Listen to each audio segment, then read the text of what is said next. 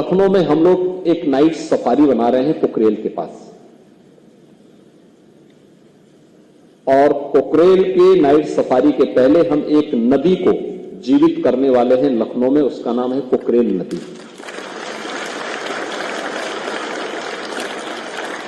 कभी पोखरेल नदी थी जो गोमती की सहायक नदी थी, आदि गंगा, गोमती को आदि गंगा भी कहते हैं। पीलीभीत से निकल करके और वाराणसी में ये मां गंगा के साथ इसका मिलन होता है। लेकिन गोमती की सहायक नदी पोखरेल नदी को लोगों ने नाला बना दिया।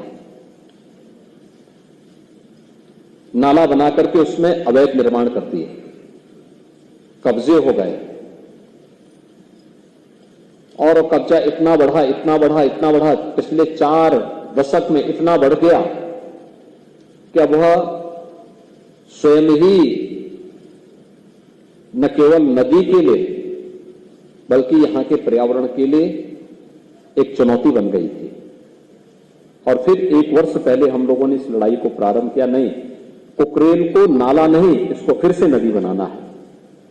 और नदी बनाने के लिए उस लड़ाई को यहां से लेकर के सुप्रीम कोर्ट तक हम लड़े, और मुझे प्रसन्नता है 8000 से अधिक ऐसे जितने इलीगल स्ट्रक्चर थे उन सबको हम लोगों ने उसके पेड़ से अब तक निकाल करके बाहर फेंका है, उसको हटाया है।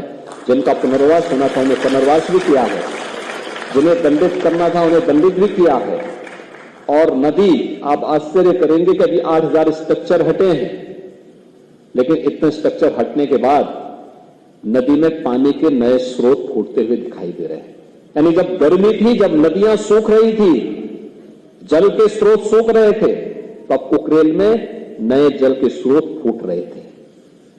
ये दिखता है कि हमने जल के स्रोत अपने स्वार्थ के लिए स्वयं बंद किए हैं। लेकिन यही स्थिति अन्य जगहों पर भी है।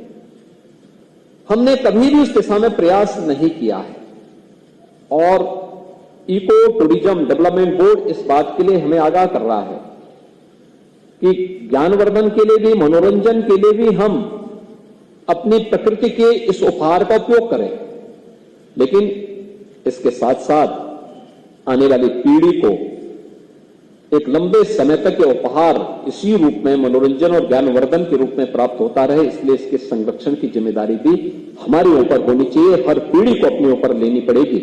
और उसी दृष्टि से इस कार्यक्रम को आगे बढ़ाने के लिए एक अभिनव प्रयास प्रारंभ हुआ है।